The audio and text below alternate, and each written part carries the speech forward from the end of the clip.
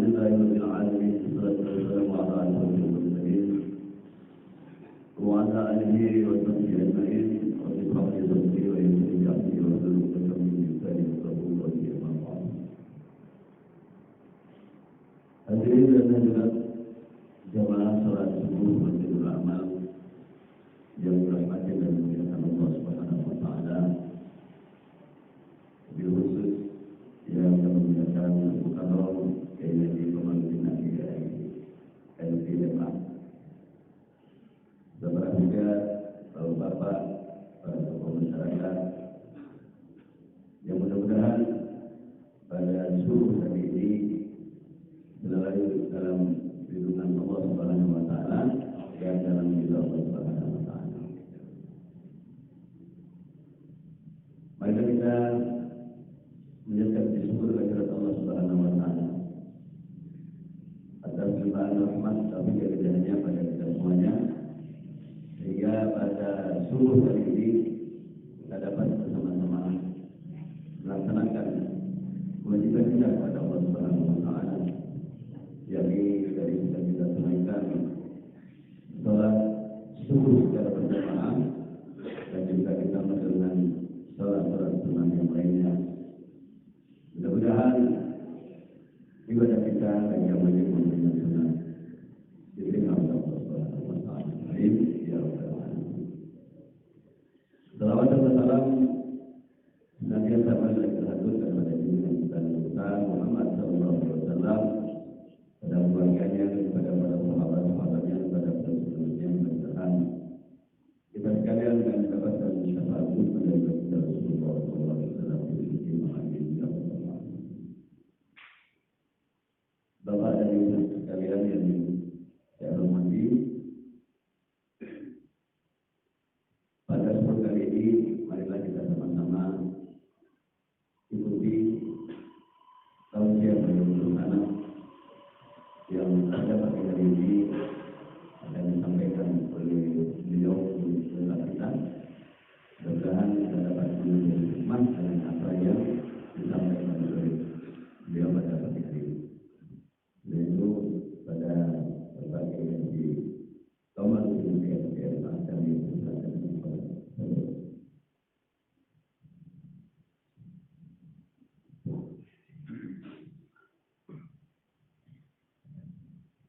Assalamualaikum warahmatullahi wabarakatuh. Bismillahirrahmanirrahim. Alhamdulillahirabbil alamin. Wal 'aqibatu lil muttaqin wa la 'udwana illa 'alal zalimin. Wassalatu wassalamu ala asyrofil anbiya'i wal mursalin.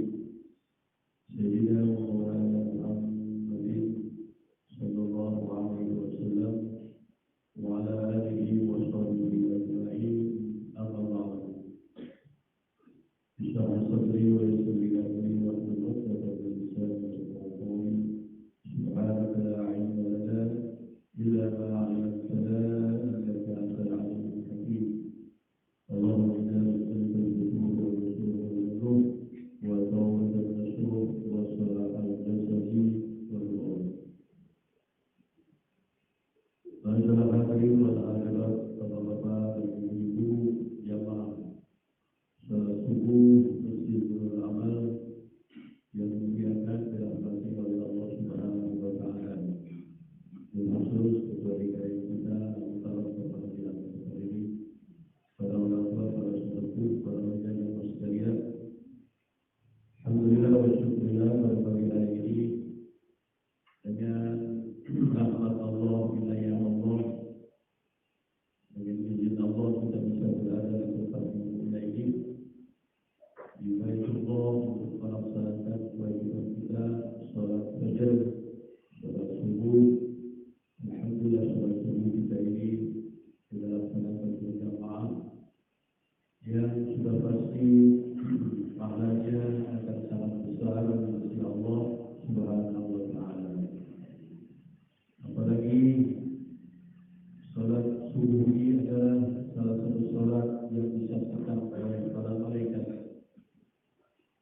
Inna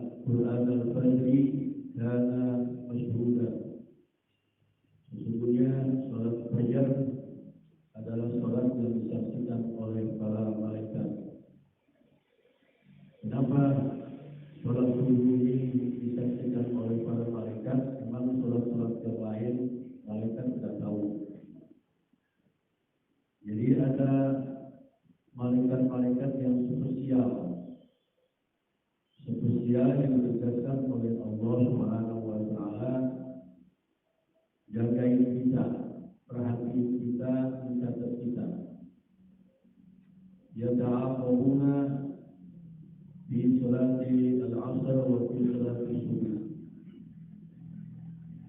Malaikat-malaikat yang ditugaskan oleh Allah awasum kita ini urusannya pada saat kita sholat asar dan pada saat kita sholat subuh. Mereka urusan malaikat yang ditugaskan menjaga siang, gantiannya urusannya ukurannya pada saat sholat asar. Yang menjaga siang pada saat kita sholat asar, mereka naik ke atas. Yang menjaga malam turun sampai subuh sekarang ini. Nah sekarang ini malaikat yang menjaga malam naik ke atas, malaikat yang menjaga siang turun. Jadi mereka bertemu di dua sholat, sholat asar dan sholat subuh. Jadi mereka, para malaikat lapor kepada Allah. Allah tentu maha tahu. Ya Allah, saya melaporkan. Ya maaf, muslim nurul amal. Waktu saya datang, mereka lagi pada sholat asar. Waktu saya tinggalin, mereka sedang sholat subuh. Jadi mereka menjumpai kita saat kita dalam keadaan sholat. Mereka meninggalkan kita pun dalam keadaan sholat. Makanya sholat subuh ini kata Allah, Inna Qur'an al-Fajri kana masyhura. Sesungguhnya ibadah sholat subuh ini spesial, sholat yang disaksikan oleh para malaikat. Makanya Bapak dan Ibu sekalian, pahalanya gede banget. Pahalanya besar sekali. Dari mulai kita sholat sunnah tadi, sholat sunnah al-Fajr 2 rakaat, khairun minad dunya wa ma fiha. Kata Allah, pahalanya lebih besar daripada dunia seisinya. Terlebih kita sholat subuh, di mana sholat subuh kata Allah kata Nabi kita sholat subha jama'atan kana fi nikmatillah. Barang siapa yang sholat subuh berjamaah, dia berada di dalam naungan tanggungan Allah Subhanahu wa taala. Banyak sekalian, kita setiap sholat subuh hadir di tempat ini bukan saja pada hari Minggu sekarang ini, tapi pada hari-hari yang lain pun kita ramaikan supaya kita tidak ketinggalan pahalanya. Baik tentunya khusus bapak-bapak dan ibu-ibu kalau mengikut tentunya bagian pahala besar. Nah, Bapak dan Ibu sekalian, mudah-mudahan sholat subuh kita kali ini insya Allah dapat pahala yang sangat besar. Yaitu Allah Subhanahu wa taala yang nanti bakal diperlihatkan oleh Allah kepada kita pada saat kita mau menjelang mati saja sudah diperlihatkan oleh Allah amal-amal kita. Summa yunabbiukum bima kuntum ta'malun. Dan para ulama, apabila manusia sedang sakaratul maut itu artinya menjelang mati. Setiap kita nanti bakal mengalami sakaratul maut. Apalagi kita yang sudah tua-tua ini bentar lagi, yang sudah 60 tahun ke atas sudah siap-siap kan? Siap-siap untuk menyongsong kematian. Makanya kita kalau sudah 60 tahun ke atas sudah tidak usah mikirin dunia terlalu lah, kita mikirin akhirat saja, pulang menghadap Allah. Ya walaupun demikian mati gak mengenal usia Pak ya. Kadang-kadang yang tua awet gak mati-mati. Itu yang juga pada mati. Ya makanya mati itu gak mengenal usia. Mati itu nggak pakai abjad. Kalau pakai abjad mati mati duluan. Yang nomor minder belakangan mati tidak. Jadi mati itu macam. Bahkan kata para ulama lah yatimu illa baghdatan. Kadang-kadang mati itu datangnya mendadak. Nggak pakai sakit lagi, nggak pakai apa-apa lagi. Makanya kita mesti siap setiap saat. Isti'dad lil maut. Ya, mesti siap setiap saat, kapan saja. Tidak ada istilah saya belum siap, saya belum siap, saya belum siap. Tidak ada itu. Bahkan Allah katakan dalam Al-Quran, Rabbi laula akhartani ila ajalin qarib fa asaddaqa wa akun minas shalihin wa la yu'akhirullahu nafsan idza jaa ajaluha wallahu khabirun bima ta'malun. Banyak orang yang pada saat sakaratul maut meronta-ronta pengen ditangguhkan kematian. Dia sehari saja,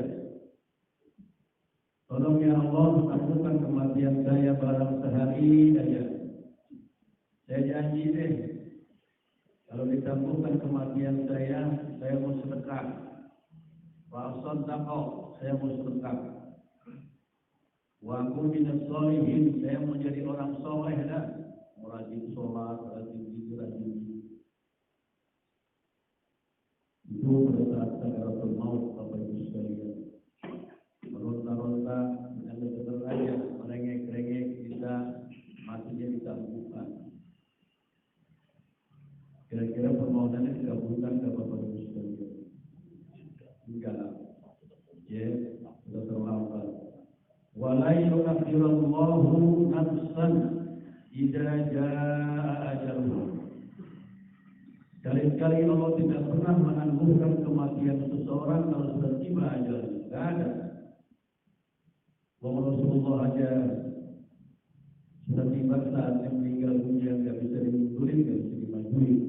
Manusia yang paling dicintai oleh Allah, apalagi model-model kita. Tidak ada istilah kematian itu malaikat Israel memenuhi permintaan seseorang, ya dah, kita tunda matinya dah sampai besok. Tidak ada itu. Makanya Bapak Ibu sekalian, sebelum datang ajal menjemput, kita harus selalu bersiap-siap.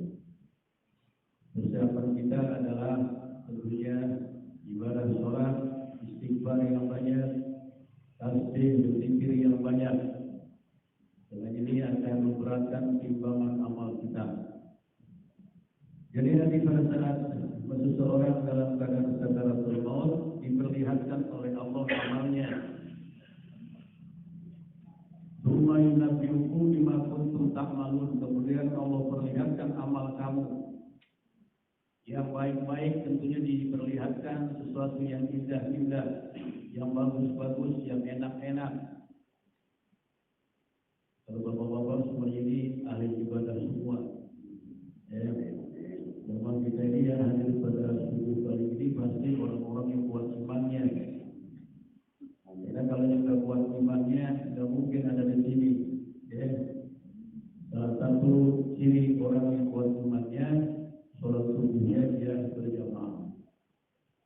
Karena ada seseorang yang ditakutkan oleh orang munafik, sholat isya sama sholat subuh. Sholat isya orang munafik tidak ada, sholat subuh ya apalagi. Makanya bapak-bapak yang hadir pada hari ini, ibu-ibu yang hadir pada pagi hari ini adalah orang-orang yang kuat imannya. Amin.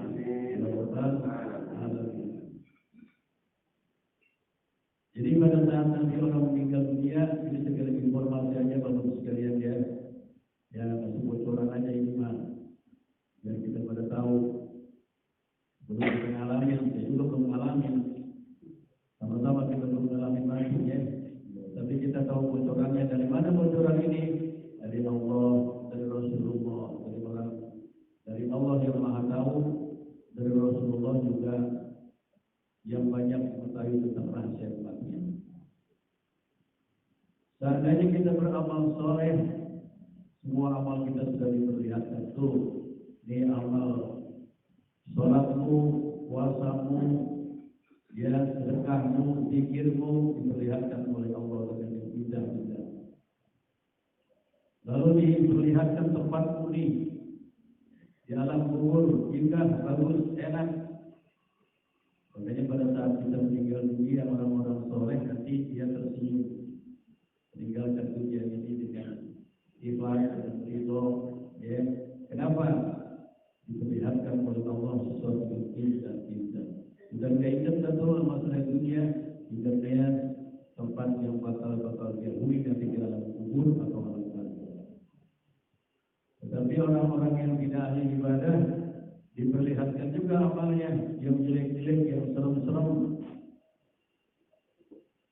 pada saat dia mau mati, dia merengek-rengek mau mati dulu. Kenapa? Dia punya pemandangan yang seram-seram yang menakutkan. Karena mati itu sudah ketentuan, walaupun dia merengek-rengek tidak ditangguhkan, ya udah dicabut saja, set, pakai pelan-pelan lagi, pakai bismillah lagi. Kalau ibu-ibu, bapak-bapak kita semua di dunia, malaikat di Israel, sebutnya pelan-pelan. Bismillahirrahmanirrahim, pelan-pelan. Ya, tapi kalau orang yang tidak ahli ibadah, pakai bismillah lagi, berubah dicabut. Makanya orang-orang yang tidak ahli ibadah, matinya mukanya jelek, jadi dari itu mati. Bahkan kadang-kadang matanya melotot, tapi apa? Sakitnya ditarik nyawa. Nah, ini Bapak Ibu sekalian, gambaran tentang akhir kehidupan kita yang bakal kita alami semua tanpa kecuali. Makanya sebelum ini kita alami, Bapak Ibu sekalian, kita harus banyak-banyak mempersiapkan diri. Salah satunya adalah iman kita tingkatkan, amal soleh kita perbanyak. Saya akan menyampaikan sebuah hadis Nabi kita. Mudah-mudahan kita jelaskan hadis Nabi turut rahmah, turut berkah ke tengah-tengah kita semua. Karena kalau kita membaca hadis Nabi, ya Allah, Nabi berjanji akan diberikan rahmat, barakah kepada orang-orang yang suka membaca hadis Nabi, menjelaskan kepada kita. Dalam hadis ini kata baginda Rasulullah Sallallahu Alaihi Wasallam, "Al-tuhur syatrul iman." Kebersihan itu adalah separuh dari iman. Jadi kita lihat betapa perhatiannya agama kita ini dalam masalah kebersihan. Al-tuhur, tahar, kebersihan. Jadi orang yang beriman itu mesti bersih. Bersih ini sebagian dari iman dia. Jadi iman ini menjadi ukuran kebersihan kita. Kalau kita semakin bersih, maka semakin kuat dalam iman kita. Makanya kita, Bapak-Ibu sekalian, sebelum kita sholat, kita berwudu bersih. Pakaian kita mesti bersih. Lahir luar dalam mesti bersih. Tidak boleh ada yang kotor. Masjid kita bersih, rumah tangga kita juga bersih, halaman kita bersih, tubuh kita bersih. Kebersihan ini menjadi cermin sebagai seorang mukmin. Jadi orang mukmin itu tidak boleh kotor, tidak boleh selebor, tidak boleh berpenampilan kumal, tidak boleh. Harus selalu jamil. Innallaha jamil yuhibbul jamal. Allah itu indah, senang kepada yang indah-indah. Allah itu bersih, senang kepada yang bersih-bersih. Makanya kita kalau berangkat ke masjid, Bapak Ibu sekalian mesti rapi, bersih. Bapak-bapak misalnya, tolonglah kalau ke masjid pakaian yang rapi. Kalau pakai baju koko, pakai baju kokohnya. Ya, pakai kainnya. Kalau produk mahal, kalau produk BHS pakai, ya, jangan punya BHS disimpan aja. Punya BHS Pak, ya. Kalau nggak punya BHS yang sudah gajah aja dah, ya. Gajah duduk atau gajah nongkrong, pakai yang penting bersih, ya. Kan enak lihatnya, cakep, pakai kainnya bersih, pokoknya bersih, ya. Jadi Allah senang kepada hamba-hambanya yang bersih. Jadi kotor itu adalah cermin orang yang imannya lemah. Makanya kebersihan ini adalah bagian dari iman. Jadi gede sekali ini masalah kebersihan. Sampai-sampai syatrul iman, separuh iman kita itu dilihat dari kebersihannya. Baru separuhnya lain yang lain-lain. Tetapi kebersihan ini Bapak Ibu sekalian ada dua. Ada yang namanya kebersihan hissiyah, ada kebersihan ma'nawiyah. Jadi perhatian agama kita ini perhatian Rasulullah kepada kebersihan bukan hanya dilihat dari zahirnya bersih, pakaiannya bersih, semuanya bersih ya. Saya ibu-ibu misalnya bagus-bagus, bersih-bersih semuanya. Ya Bu ya. Mudah-mudahan setelahnya ini berekotan ya. Tidak ada yang boleh cicil, jangan ya. Kalau beli kotak itu jangan cicil, kotak. Kalau beli baju nggak apa-apa cicil. Jadi gak enak pakai mukena tapi belum lunas. Saya kira orang sini mah butuh banyak semua.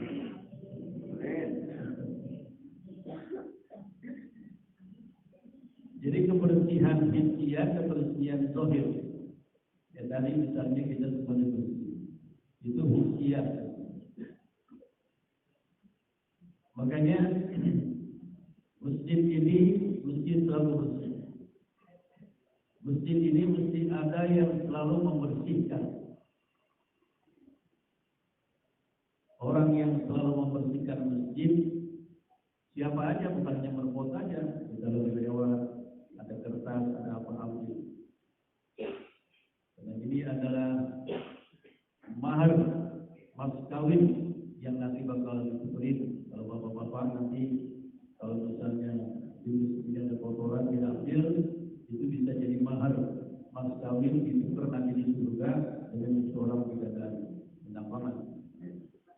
Padahal sudah ambil tempat-tempat bekas aqua, sudah ambil nih salah masuk ke sampah. Itu dicatat dia udah punya mahar bakal kawin bidadari nanti di surga. Ini ya robbal alamin.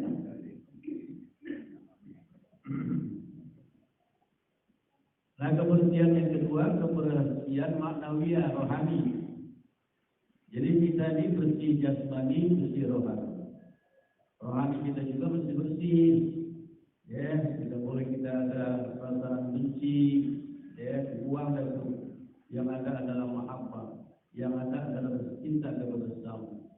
Tidak boleh ada perasaan dengki, iri, takabur, ya. Semua sifat-sifat yang jelek-jelek itu juga kita bersih. Itu namanya kebersihan yang diinginkan oleh Nabi kita ini adalah kebersihan jasmani dan kebersihan rohani. Makanya kita sebagai muslimah adalah orang yang bersih jasmani dan rohani. Ini yang pertama. Yang kedua, pesan Nabi kepada kita, alhamdulillah tamla'ul mizan. Wa subhanallah walhamdulillah tamla'ani ma bainas samawati wal ardh. Yang kedua ini berkaitan masalah zikir. Zikir yang nilainya sangat tinggi. Sampai Nabi katakan kalau kita membaca alhamdulillah akan memberatkan timbangan amal kita. Ibaratnya itu timbangan kita bakal munjung. Kalau munjung, ibarat tempat itu munjung penuh. Jadi alhamdulillah ini zikir yang kita baca setiap saat itu akan memunjungkan timbangan kita nanti. Masya Allah, beratnya luar biasa. Karena alhamdulillah itu adalah ajaran Allah kepada kita. Setiap kita mendapatkan nikmat jangan lupa membaca alhamdulillah.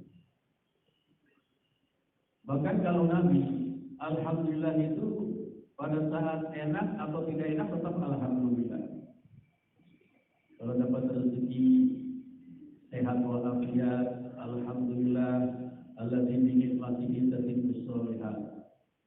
Kalau lagi dalam keadaan susah, dalam keadaan kurang sehat, rezeki kurang lancar, tetap mendapat alhamdulillah, alhamdulillah. Jadi alhamdulillah Bapak Ibu sekalian harus menjadi perhiasan di diri kita. Baik pada saat kita lagi enak maupun tidak enak, kita tetap mengucapkan alhamdulillah. Jangan sampai kita kehilangan lagi enak doang, alhamdulillah, lagi susah, nggak pernah kita mengucapkan alhamdulillah. Adanya marah-marah bisa.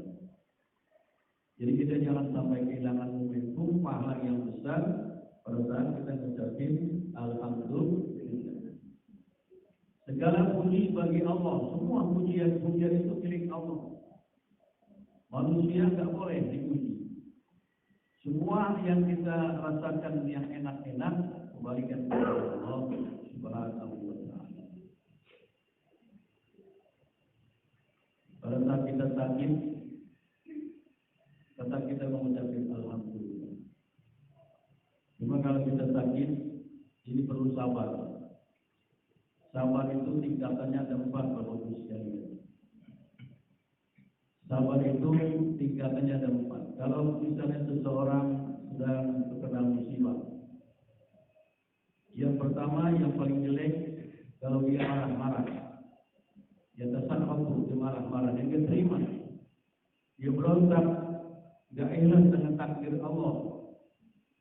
Saya kok dulu sakit mulu ya, orang-orang kok sehat aja, kayaknya Allah nggak adil untuk saya ini, dan terus di hatinya.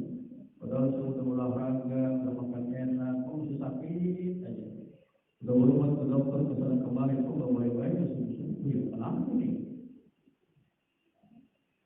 Jadi di hatinya itu berontak, ada semacam kesel gitu. Ini tingkatan yang paling jelek, ya, tingkatan yang paling jelek. Makanya Bapak Ibu pasti suatu saat kita akan diuji dengan kesabaran. Ya, sekarang kan banyak penyakit ya, banyak penyakit sekarang. Kemarin corona, sekarang apa namanya? Omikron. Jadi kalau kayak kita tahu somat, sekarang ibunya corona, namanya Omikron. Nggak tahu ini virus Omikron itu datangnya menjelang Ramadan ya. Kemarin lantaran sepi aja, indeks sepi aja. Kira kita puasa ada Omikron. Ini bisa dipesan kali ya virus ya. Ya Allah, ya Rabbi, orang bapak yang biasa manusia kita nggak tahu ya. Kalau ada manusia jahat, mudah-mudahan dapat laknat dari Allah nanti ya. Ya Allah. Batuk-batuk sekarang. Saya di rumah rata-rata kena batuk seminggu ini. Batuk saya sekarang masih di sofa. Istri saya kurang lebih seminggu, buhu aja. Sampai cucu saya yang paling kecil kena juga buhu. Gak tahu ini apa Omikron atau penyakit biasa aja. Tapi alhamdulillah, karena ini ujian buat kita, ya kita sabar aja. Terimalah itu. Supaya apa? Supaya sabar kita ini dapat ujian dari Allah. Ya, Inna Allah yuhibbus sabirin. Karena Allah senang kepada orang-orang yang sabar. Kalau kita beruntung, ya nggak dapat apa-apa. Kalau kita sakit, nggak dapat pahala. Jadi kita terima kalau kita terkena dengan sabar. Jangan ada di hati kita ya protes lagi. Jadi tingkatan yang pertama ini adalah orang yang kalau dikasih musibah oleh Allah, dia protes. Yang kedua, dia sabar. Dia nggak enak, sakit, tapi dia sabar. Nggak enak yang namanya orang terkena penyakit itu nggak enak. Misalnya dipanas dingin, ya dia menggigil, misalnya dia batuk, mulut bisa nggak enak. Tapi tetap kita sabar. Jangan protes, jangan mengeluh, jangan mengaku sama Allah. Itu yang kedua, tingkatan yang kedua. Tingkatan yang ketiga, dia ridho dia. Nah, ini hebat. Ridho dia kebahagiaan penyakit. Ikhlas dia menerimanya dengan lapang dada. Ini tingkatan yang agak tinggi. Tentunya tadi berkaitan dengan iman dan kalau dia iman yang kuat, dia terima itu dengan musibah yang sedang dialami. Dan yang tingkat yang paling tinggi bersyukur. Nah, ini yang hebat. Sakit kok bersyukur. Sakit kok tetap ya alhamdulillah saya sakit. Ada kira-kira di minggu kalau dia sakit alhamdulillah saya sakit. Ya ada boleh. Ya, tapi mudah-mudahan dengan ada cerita ini nanti kalau ibu lagi terkena penyakit, alhamdulillah saya jaga alhamdulillah. Ada seorang ibu tempoh hari, dia keiris tangannya sampai berdarah. Pada saat tangannya berdarah, dia bilang alhamdulillah. Orang-orang lain pada bertanya, Bu, kok begini bisa berdarah? Alhamdulillah. Ya, saya ucapkan alhamdulillah karena saya tahu pahanya besar, gede, dan merupakan perihnya tangan saya keiris, saking ingat pahanya gede. Jadi tingkatan yang paling tinggi kalau kita terkena penyakit musibah, kita mengucapkan alhamdulillah. Nah kalau seandainya kita sampai kepada tingkatan yang keempat tadi, nanti kata Nabi akan dibangunkan di surga namanya Baitul Hamdi.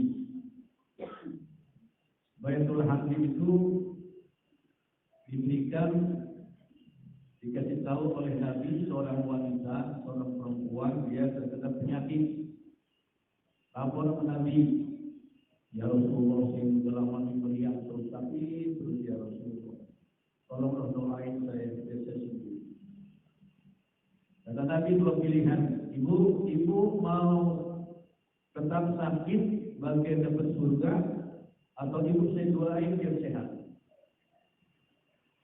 Kata si ibu, ya Rasulullah udah jangan doain saya, biarin saya begini, saya akan sabar penyakit ini sampai saya mati. Jadi itu ibu pilihnya dan jangan didoain. Kenapa? Surga bagian. Makanya kata Nabi, wahai saudara-saudara, kalau kamu pengen lihat orang ibu ahli surga, dia telah surga.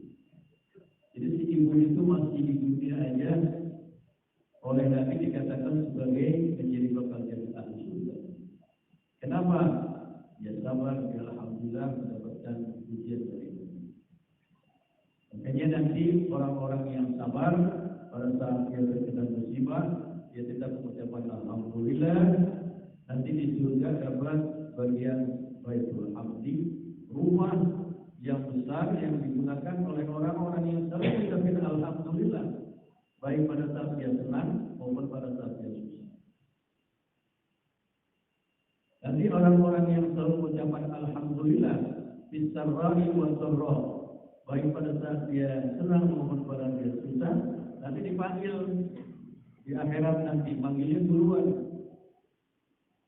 Aina alhamdulillah, mana tuh hamba-hambaku yang selalu mengucapkan alhamdulillah, baik pada saat dia susah atau senang atau susah. Bangkitlah, tapi enggak berapa banyak. Makanya barangkali model-model kita ini enggak sampai kepada tempat mabok ini. Karena walaupun bagaimana kita kalau sakit pasti ada orang mengucapkan alhamdulillah, pasti kita marah. Misalnya ada ibu-ibu lagi kurang sehat, ditelepon oleh HP saudaranya, ibu apa kabar? Saya lagi kurang sehat ini sudah seminggu, meriah badan saya. Sudah beberapa kali saya ke dokter. Di sana nyautin apa? Alhamdulillah. Kalau ibu tersinggung, orang lagi sakit kok alhamdulillah bukan didoain, kan begitu kita lihat. Padahal pada saat kita diingetin alhamdulillah, harusnya kita iya, alhamdulillah saya mendapatkan penyakit. Jadi kita tergolong orang-orang yang alhamdulillah, nanti orang-orang yang selalu mencatat alhamdulillah, baik pada saat kita senang maupun pada saat kita susah. Kalau senang saya enak, bagaimana sehat? Alhamdulillah. Rezeki alhamdulillah. Kita sakit alhamdulillah. Berat juga kita Bu ya. Ya pada saat kita sakit mencoba alhamdulillah, berat juga ya. Tapi walaupun berat kita ucapkan saat kita nanti bapak-bapak sekalian, ya kena cobaan dari Allah Subhanahu Wa Taala, kita ucapkan alhamdulillah kita penyakit. Kenapa? Karena pada saat kita ucapkan alhamdulillah, pahalanya besar-besar. Nah, orang yang sabar itu yang pertama dihapuskan dosa-dosanya, yang kedua diangkat derajatnya. Jadi bapak-bapak sekalian, alhamdulillah ini harus menjadi perhiasan hidup kita setiap saat. Karena alhamdulillah ini jugalah yang nanti kata-kata yang kita keluarkan atau yang kita ucapkan pada saat kita berada di surga nanti. Pada saat kita berada di surga nanti, insya Allah kata-kata yang pertama kali keluar dari mulut kita adalah alhamdulillah alladzi hadana li hadza wa ma kunna linahtadiya laula an hadana. Semuanya kita pada saat kita nanti ditakdirkan oleh Allah menjadi ahli surga, kata-kata yang keluar dari mulut kita adalah alhamdulillah. Kita bertemu dengan orang tua kita, bertemu dengan suami kita, bertemu dengan istri kita, bertemu dengan anak-anak yang kumpul lagi di surga nanti, semuanya mengucapkan alhamdulillah. Itu alhamdulillah, Bapak Ibu sekalian, nilainya tinggi sekali, pahala yang besar. Bahkan kata Nabi, siapa yang selalu mengucapkan alhamdulillah, tamla'ul mizan, nanti pada saat ditimbang, ya, timbangan amal soleh itu muncul tinggi. Nah, apalagi kalau kita gabung dengan kata-kata subhanallah, subhanallah walhamdulillah. Itu bukan saja muncul kita punya timbangan, bahkan kata Nabi itu langit pahalanya. Tamlahu ma baina samawati wal ardh. Bakal muncul langit saking besar itu pahala. Muncul langit tinggi sekali, besar sekali pahalanya. Pada saat kita membaca subhanallah walhamdulillah.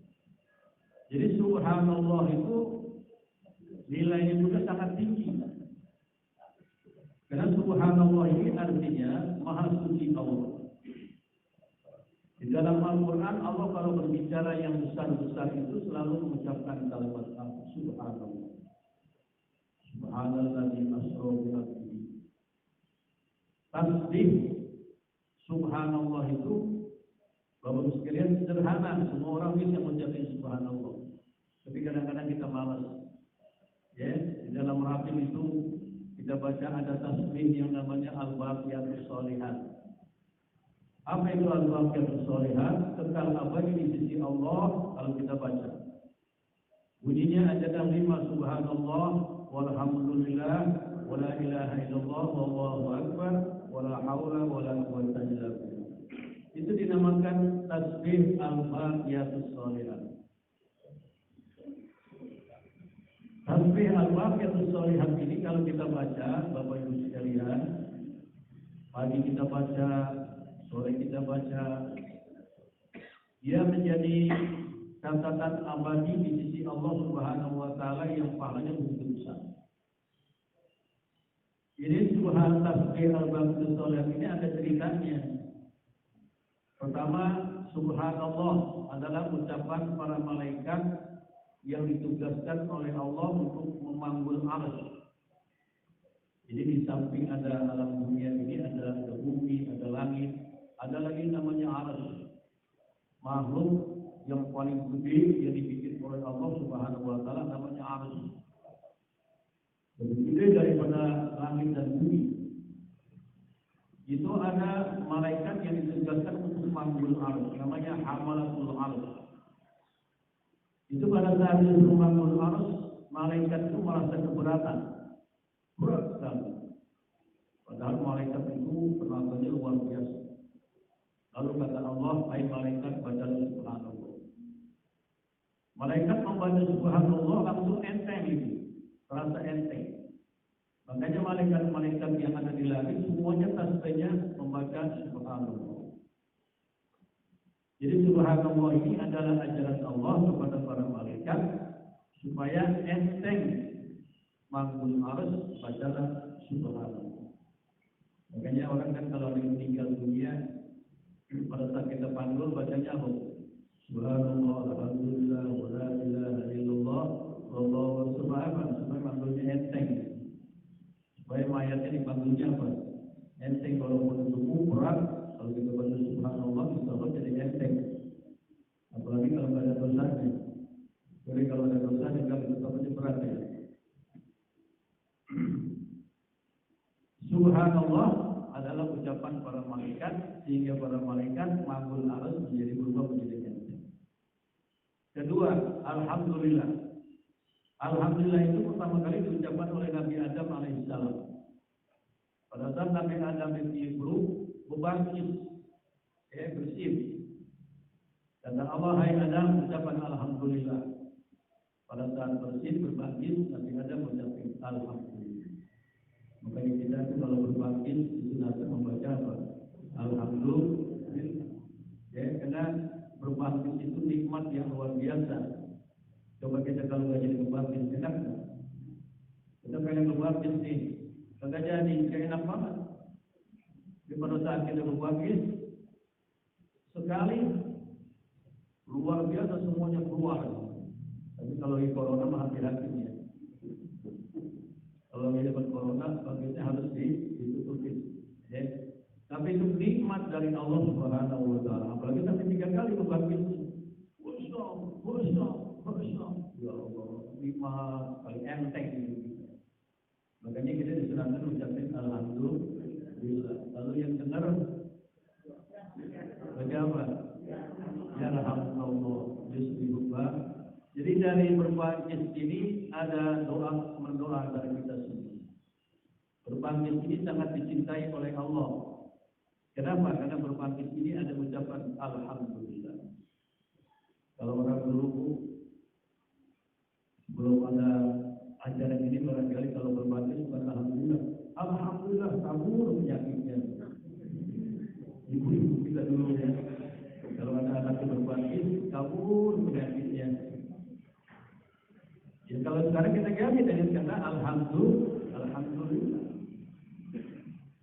Jadi berbangkit ini adalah sesuatu yang dicintai oleh Allah Subhanahu Wa Taala. Berbeda dengan amal dong. Amal itu paling dibenci. Makanya kita kalau amal usahakan ditahan. Ya, jangan dilepas gitu aja. Tahan. Apalagi pada saat kita sholat. Ya, kalau subuh kan masih ngantuk, kadang-kadang amal kita tahan kalau kita lagi sholat. Kalau kita tahan juga, tutup mulut kita. Karena amal ini ada apa namanya, ada peran setan. Ya. Nah, setan itu kalau kita lagi ngaji, amal mulu. Baru seayat 2 ayat saja kita udah amal. Ya. Kenapa begitu? Setan paling senang kalau kita lagi pada ngaji. Tapi kalau ada orang ngobrol itu sejam 2 jam kuat, gak pernah amal. Tapi kalau lagi ngaji baca Quran baru 3 ayat udah amal. Kalau begitu, ya. Itu adalah ada andil setan itu. Sebenarnya amal itu adalah sesuatu yang kurang disenangi oleh Allah Subhanahu Wa Taala. Jadi yang kedua adalah zikir alhamdulillah pertama kali dijabat oleh Nabi Adam alaihissalam. Jadi sekarang 2, subhanallah walhamdulillah. Terus yang ketiga, wala ilaha illallah. La ilaha illallah adalah pertama kali diucapkan oleh Nabi Nuh alaihissalam. Nabi Nuh alaihissalam ditugaskan oleh Allah Subhanahu Wa Taala untuk mengajak umatnya beriman kepada Allah. Saat itu umat Nabi Nuh alaihissalam pada nyembah patung, berhala-berhala dibikin. Makanya ditugaskanlah Nabi Nuh alaihissalam, hai Nabi Nuh, berangkat kamu ke sana, ajak umatmu menyembah la ilaha illallah, tidak ada Tuhan kecuali Allah. Nabi Nuh alaihissalam 900 tahun ajak umatnya beriman kepada Allah, tapi yang beriman cuma beberapa orang saja. 900 tahun. Nabi Nuh alaihissalam disumpahi umatnya terjadilah malapetaka. terjadi tsunami yang sangat dahsyat. Semua dunia ini tenggelam kecuali hanya beberapa orang yang ikut Nabi Nuh alaihissalam. Makanya sekarang ini zikirnya kadang nambah jadi subhanallah, walhamdulillah, wala ilaha illallah. Terus yang terakhir batik Allahu Akbar. Itu adalah ucapan yang pertama kali diucapkan oleh Nabi Ibrahim alaihissalam. Nabi Ibrahim alaihissalam pada saat mau dikuburin ke api disuruh berzikir Allahu Akbar. Dan terakhir pada saat Nabi diceritain oleh malaikat Jibril tentang ini sejarah dari subhanallah sampai Allahu Akbar, Nabi bilang apa? La haula wala quwwata illa billah. Sekarang jadinya kumpul jadi 5 subhanallah walhamdulillah wala ilaha illallah wallahu akbar wala haula illa billahil. Itu zikir tasbih yang bisa dibaca oleh almarhum Arif Ilham, ya, dibaca juga oleh almarhum Isa Tidje. Kalau lagi taklim diawali dengan tasbih subhanallah walhamdulillah wala ilaha illallah wallahu akbar wala haula wala quwwata illa billah. Makanya itu kalau kita baca Al-Fatihah, ya, ada itu salah satu tasbih yang kita baca, ya. Itu kata Nabi pada zaman sekalian. Di zaman Rasulullah pada saat orang-orang pada sedekah, ada seorang dia nggak sedekah, nggak punya duit, spesial pun nggak punya duit. Akhirnya umat kami orang-orang pada sedekah gitu, dia nggak punya duit, barang spesial gitu. Lalu di umat kami, Rasulullah perhatiin ini orang kok umat kami baca apa?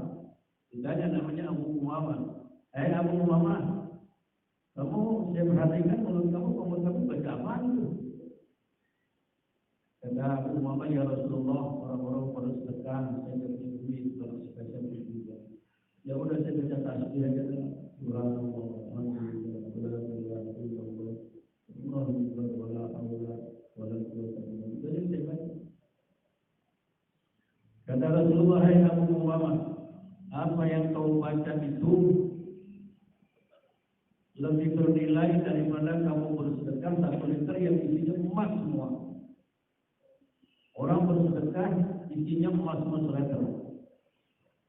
Si Abu Umamah membaca itu lebih bagus, lebih besar pahalanya daripada kamu bersedekah dengan 1 liter isinya emas. Makanya bapak-bapak sekalian, ibu-ibu sekalian, banyak-banyak membaca zikir ini karena nilainya sangat besar. Lebih besar kita bersedekah dengan 1 liter yang isinya apa? Isinya emas.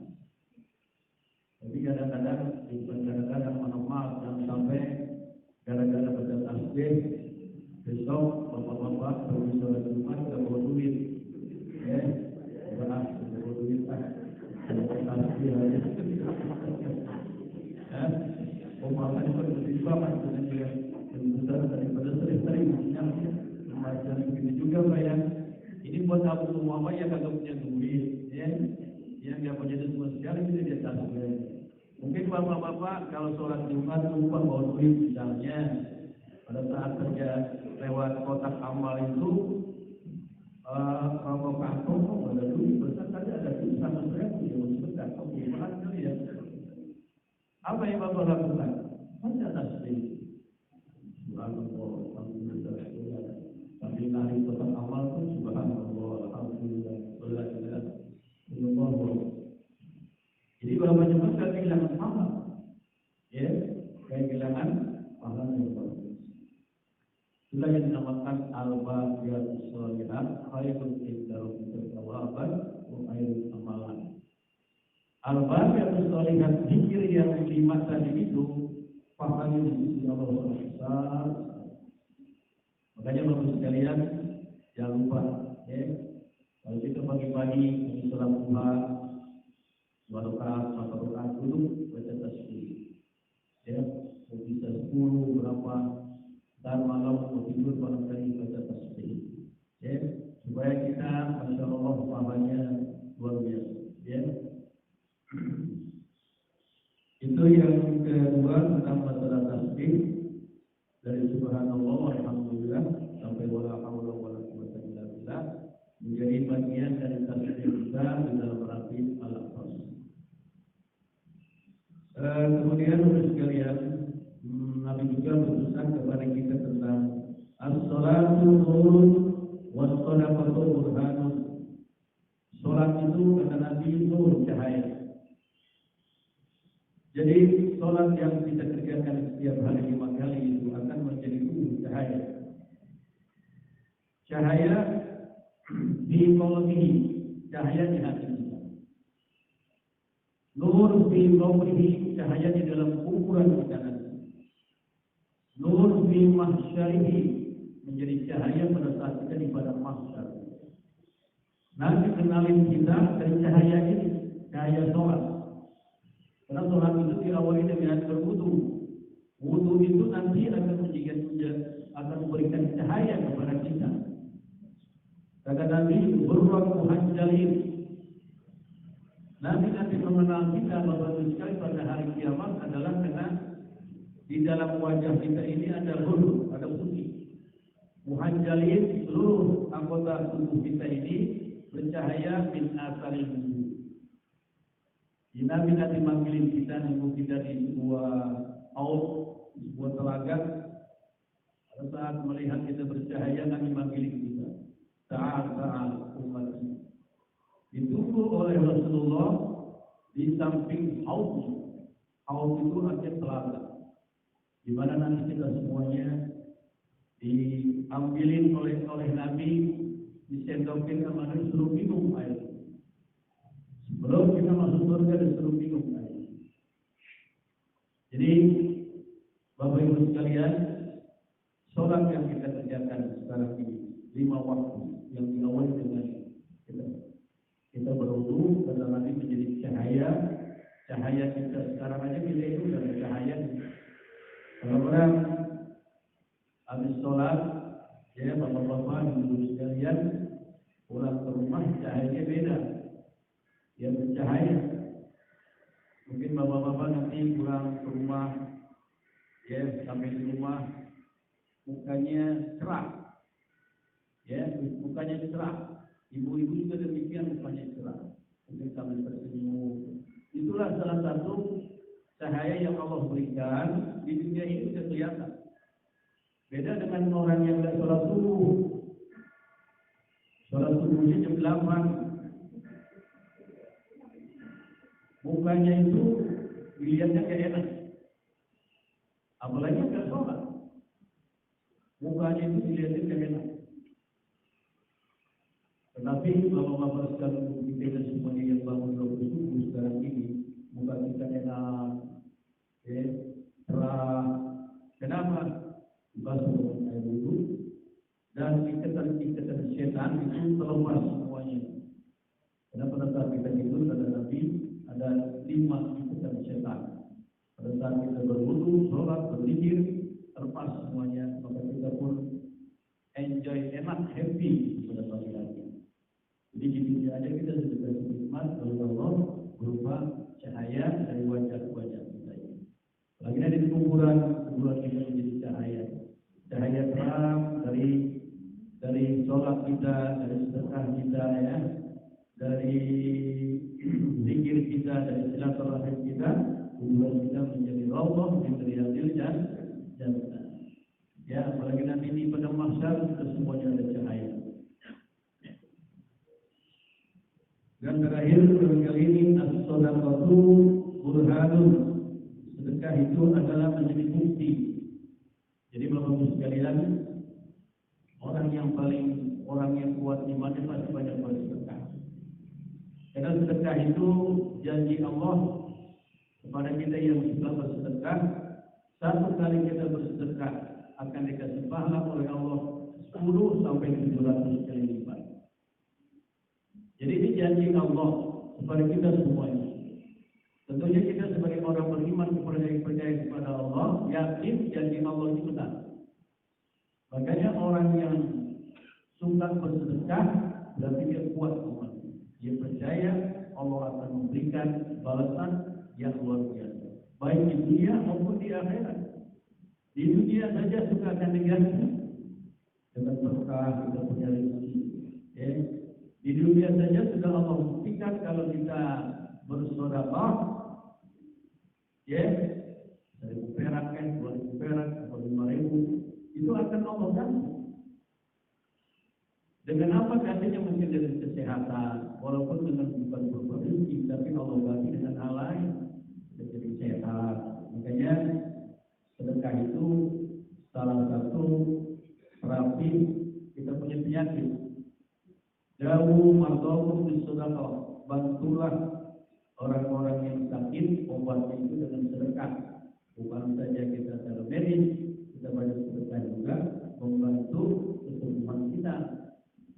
Ya, jadi orang sekalian, kalau kita ada penyakit, ya di samping kita berobat, coba kita banyak sedekah. Insya Allah proses kesembuhannya lebih cepat. Apalagi nanti di akhirat pahalanya luar biasa. Ya, makanya orang sekalian, mari kita banyak-banyak bersedekah. Dari rezeki yang kita dapati, ya tergantung daripada kemampuan kita.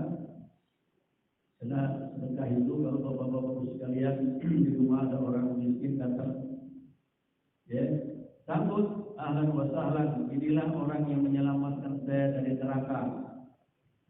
Biayain uang. Jangan sampai ada orang miskin datang ke rumah kita, maaf tuh, saya tidak punya uang receh. Padahal orang miskin datang ke rumah kita, berapa sih Pak jutanya? Apa minta 100.000? Ya. Paling dia mintanya dikasih 2.000 aja udah alhamdulillah, terima kasih, mudah-mudahan bisnis lancar, biar sehat walafiat, dia bisa berangkat haji. Padahal cuma dikasih 2.000 perak, uangnya banyak, kita tinggal ambilin kan, ya. Siapa tahu doanya mustajab. Jadi jangan sampai ada orang datang ke rumah kita, orang miskin atau perlu kepada kita, jangan sampai kita mengatakan mohon maaf, saya nggak punya receh. Kata orang miskin tadi, memang duitnya berbetulin, mau ngasih kembaliin. Jadi bisa kembaliin dia tuh, lebih banyak ya. Ya, jadi kata Allah, wa amman sa'ila fala tanhar. Ada orang minta-minta, jangan sekali-kali disertai. Jangan sekali-kali diomeli, jangan. Itu Allah kepada kita semuanya. Wa amman sa'ila fala tanhar. Orang yang minta-minta itu jangan sekali-kali kita omeli. Kadang-kadang ada orang datang ke rumah kita minta-minta, kita omelin, ya, kita nasihatin, asli udah duit 2.000, ini 2.000 udah jangan minta lagi. Ya apa? Itu bisa Allah kepada kita, titipan orang-orang minta-minta itu jangan sekali-kali. Karena siapa tahu dia orang soleh, orang baik, ngepet kita, muji kita. Sekali kita omelin dia sakit hati, keluarlah kata-kata sumpah serapah dari mereka. Ya, jadi bapak sekalian, kata Nabi, as-sadaqatu burhan. Sedekah itu adalah bukti keyakinan kita, keimanan kita kepada Allah Subhanahu wa taala, bahwa Allah akan melipat gandakan pahala dari sedekah. Bahkan sedekah kita itu akan menjadi pelindung kita dari sentuhan api neraka. Ya, ittaqun nar walau bisikit tamrah. Jaga dirimu dari sentuhan api neraka dengan sedekah. Walaupun sedekah kamu itu senilai atau seharga 1 buah biji korma. 1 buah biji korma harganya berapa duit sih? Paling 2.000 ya. Tapi sudah cukup pada Nabi. Kalau memang kita nggak mampu, segitu aja sudah cukup untuk menjadi melindungi kita dari sentuhan api neraka nanti di akhirat. Nah, Bapak Ibu sekalian, itulah yang bisa saya sampaikan pada kesempatan ini. Mudah-mudahan semuanya ini menjadi motivasi buat kita untuk bisa meningkatkan iman kita, meningkatkan amal soleh kita, dan jangan lupa banyak-banyak kita berzikir. Dan zikir itu tidak mengenal waktu, kapan saja kita bisa berzikir. Kalau sholat, barangkali ada waktu kalau berzikir, kapan saja, di mana saja kita berzikir, kecuali pada saat kita berada di tempat-tempat yang dilarang, ya. Mudah-mudahan semuanya kita ini diberikan keberkahan dalam hidup, berkah rezeki kita, berkah anak kita, berkah keluarga kita, disehatkan badan kita, panjangkan umur kita. Mudah-mudahan kita di bulan Rajab berkah, di bulan Sya'ban berkah, bisa ketemu dengan bulan suci Ramadan. Amin ya rabbal alamin. Maaf pada kesalahan. Billahi taufiq wal hidayah. Assalamualaikum warahmatullahi wabarakatuh. Bismillahirrahmanirrahim. Bismillahirrahmanirrahim. Alhamdulillahirabbil alamin.